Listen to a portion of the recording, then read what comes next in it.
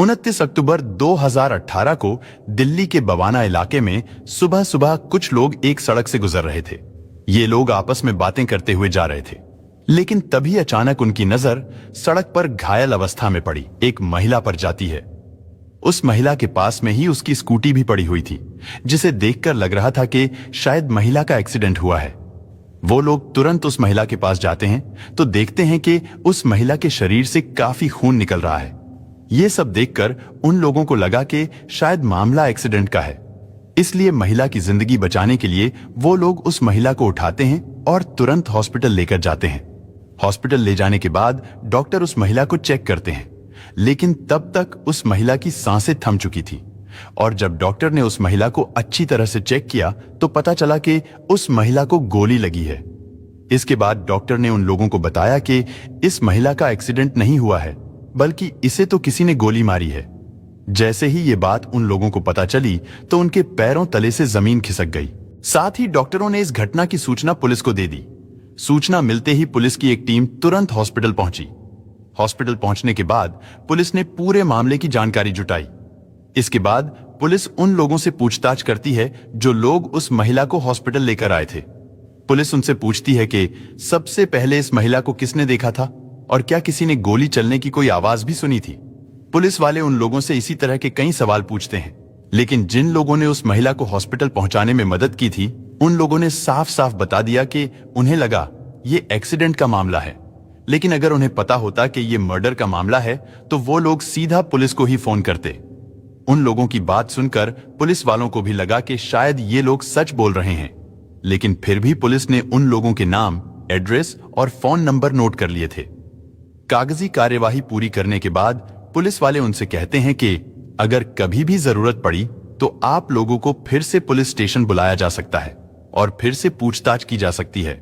इसके बाद वो लोग वहां से अपने घर चले जाते हैं। इधर पुलिस भी इस केस की छानबीन करना शुरू कर देती है। छानबीन के दौरान पुलिस सबसे पहले ये पता लगाती है कि आखिर ये महिला कौन है, और जब महिला को हॉस्पिटल लाया गया था तो इत्तेफाक से उस महिला के कंधे पर एक हैंडबैग फंसा हुआ था। शायद वो हैंडबैग महिला के कंधे और हाथों के बीच फंसा रह गया था और इस तरह वो हैंडबैग उस महिला के साथ हॉस्पिटल तक पहुंच गया था। इसके बाद पुलिस ने हैंडबैग को खोलकर उसे चेक किया तो पुलिस को उसके अंदर से कुछ डॉक्यूमेंट्स मिले, जिनमें उस महिला का आधार कार्ड और एक कॉलेज का आईडी कार्ड था। साथ ही बैग के अंदर उस महिला का मोबाइल फोन भी था। इसके बाद जब पुलिस ने आधार कार्ड को देखा तो पता चला कि इस महिला का नाम सुनीता है, वो गवर्नमेंट टीचर है और वो दिल्ली की ही रहने वाली है। इसके बाद पुलिस सुनीता के घर के बारे में पता करती है। साथ ही उसके मोबाइल फोन से उसके पति का नंबर भी निकलवाया जाता है और फिर उसके पति के नंबर पर फोन किया जाता है। सुनीता के पति का नाम मंजीत था। वो पेशे से एक प्रॉपर्टी डीलर था। पुलिस वाले सुनीता के पति को बताते हैं कि उसकी पत्नी को किसी ने गोली मारकर उसकी हत्या कर दी है। जैसे ही उसके पति को यह बात पता चली तो वो दहाड़े मार मारकर रोने लगा। इसके बाद पुलिस वाले मंजीत को हॉस्पिटल का नाम और लोकेशन बताते हैं। मंजीत तुरंत हॉस्पिटल पहुंच जाता है। पत्नी की हालत को देखकर मंजीत फिर से फूट फूट कर रोने लगता है। इसके बाद पुलिस सुनीता के शव को पोस्टमार्टम के लिए भेज देती है। पोस्टमार्टम के बाद सुनीता का शव उसके पति को सौंप दिया गया। मंजीत अपनी पत्नी के शव को अपने घर लेकर आ जाता है। घर पर सुनीता के दोनों बच्चे अपनी मां की लाश को देखते हैं तो उनका भी रो रो कर बुरा हाल हो जाता है। उसके बाद सुनीता का अंतिम संस्कार कर दिया जाता है। इधर पुलिस इस केस की जांच में जुटी थी। पुलिस सबसे पहले सुनीता के पति मंजीत से पूछताछ करती है। पुलिस उससे पूछती है कि क्या उनकी किसी से कोई दुश्मनी थी या फिर आपको किसी पर कोई शक है। मंजीत ने पुलिस को बताया कि उसकी पत्नी एक टीचर है और वो खुद प्रॉपर्टी डीलिंग का काम करता है। उसने बताया कि उन दोनों की प्रोफेशनल और पर्सनल लाइफ काफी अलग अलग है।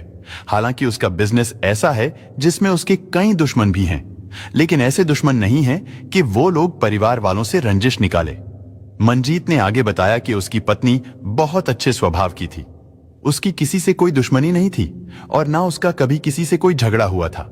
लेकिन अब सवाल था कि जब सुनीता इतने अच्छे स्वभाव की थी तो फिर उसे किसी ने क्यों कत्ल कर दिया था। इसके बाद पुलिस घटनास्थल पर पहुंचती है और घटनास्थल की बारीकी से जांच करती है, लेकिन पुलिस को वहां से भी कोई सबूत या सुराग नहीं मिला। लेकिन दिल्ली पुलिस की मुश्किलें तब और ज्यादा बढ़ने लगी जब यह मामला मीडिया के जरिए पूरे देश में फैल गया, क्योंकि मीडिया में दिल्ली पुलिस की लापरवाही और नाकामी को बार बार दिखाया जा रहा था।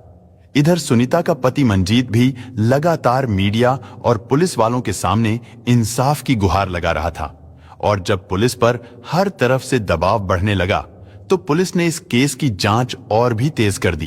पुलिस हत्यारे का पता लगाने के लिए हर संभव कोशिश कर रही थी, लेकिन पुलिस को कोई भी सुराग नहीं मिल रहा था और ना ही अभी तक हत्या के कारण का पता चल पाया था। लेकिन फिर भी पुलिस ने हार नहीं मानी। वो लोग जांच पड़ताल और छानबीन करते रहे। पुलिस लूटपाट के एंगल से भी सोचती है कि हो सकता है सुनीता की हत्या किसी लूटपाट के चलते की गई हो, लेकिन जब पुलिस ने सुनीता का पर्स वगैरह चेक किया था तो उसका मोबाइल फोन और सभी डॉक्यूमेंट्स भी सुरक्षित मिले थे। साथ ही गले में मंगलसूत्र भी मौजूद था और कानों में पहनी हुई बालियां भी सुरक्षित थी, जिससे लग रहा था कि यह हत्या लूट के इरादे से तो नहीं की गई थी। इसके बाद पुलिस ने सुनीता के घर जाकर छानबीन करने के बारे में सोचा। पुलिस ने सोचा कि शायद हो सकता है सुनीता के घर से ही कोई सुराग या फिर कोई सबूत मिल जाए, और इसी उम्मीद में पुलिस सुनीता के घर पहुंचती है।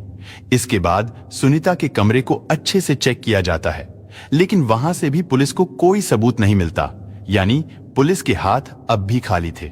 सुनीता के रूम की तलाशी करने के बाद पुलिस की आखिरी उम्मीद भी टूट चुकी थी और अब उन्हें कोई उम्मीद, कोई रास्ता नजर नहीं आ रहा था।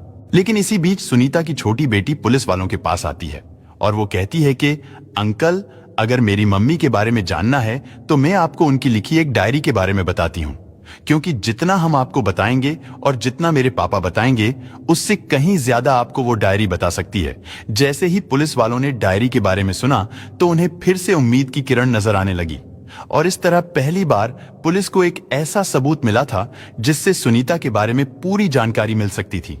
पुलिस वाले तुरंत बच्ची से उस डायरी के बारे में पूछते हैं तो वो बच्ची उन्हें अपने कमरे में लेकर जाती है और अलमारी से डायरी निकालकर पुलिस वालों को दे देती है।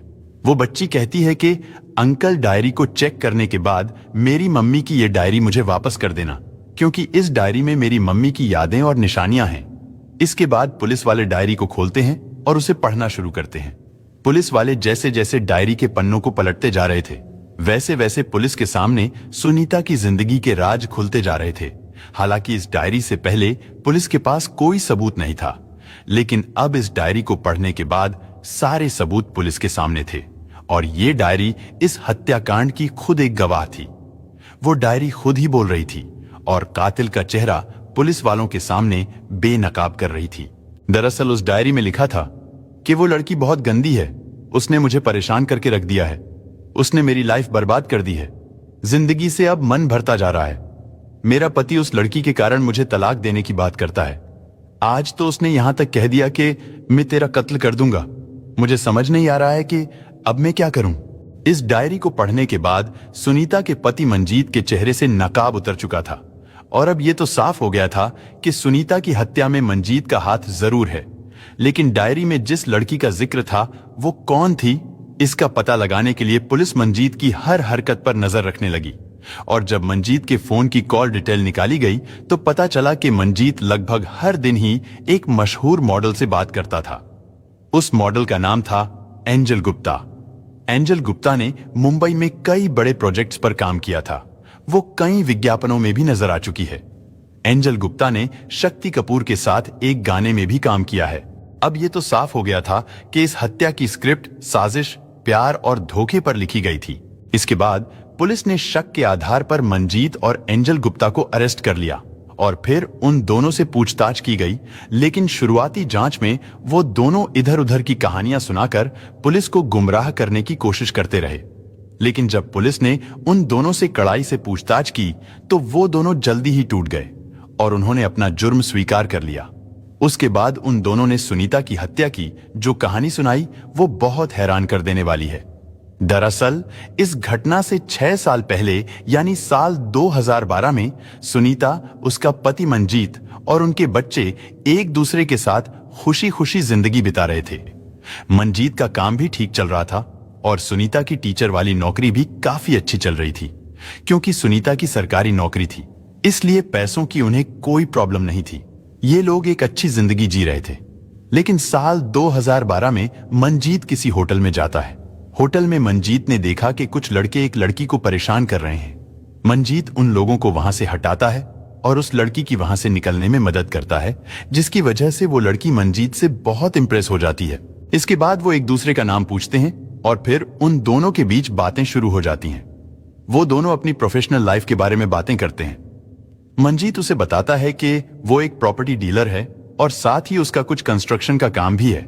एंजल गुप्ता उसे अपने बारे में बताती है कि वो दिल्ली की ही रहने वाली है और स्ट्रगलिंग एक्ट्रेस के रूप में इधर उधर भटक रही है। इसी तरह बातें करते करते वो दोनों अपने नंबर एक्सचेंज करते हैं। इसके बाद उन दोनों में हर रोज बातों का सिलसिला शुरू हो गया। इसी दौरान एंजल मुंबई चली गई। मुंबई जाने के बाद उसे फिल्म में अच्छे काम मिलने लगे थे, यानी वहां पर उसकी किस्मत ही बदल गई। उसे कई फिल्मों में आइटम सॉन्ग्स करने का मौका मिल गया, जिससे उन दोनों को लगा कि वो एक दूसरे के लिए बहुत लकी हैं। यानी उनके रिलेशन में आने के बाद उन दोनों की किस्मत ही बदल गई थी। इसके बाद कई सालों तक उन दोनों के बीच प्यार का यह सिलसिला ऐसे ही चलता रहा और फिर दोनों की नजदीकियां इतनी बढ़ गईं कि उनके बीच शारीरिक संबंध भी बनने लगे। कई साल बीत जाने के बाद उन दोनों को लगने लगा था कि अब उन्हें शादी कर लेनी चाहिए। एंजल को तो शादी करने में कोई प्रॉब्लम नहीं थी, क्योंकि उसका मॉडलिंग कैरियर अच्छा चल रहा था। लेकिन इधर एक तो मंजीत की उम्र हो चुकी थी और दूसरी बात ये कि वो शादीशुदा भी था। इसलिए एंजल से शादी करना मंजीत के लिए आसान नहीं था। लेकिन फिर भी उन दोनों ने एक दूसरे के साथ रिलेशन जारी रखा। लेकिन जब मंजीत अचानक से रात भर अपने घर से गायब रहने लगा था, तो सुनीता को पति मंजीत पर शक होने लगा।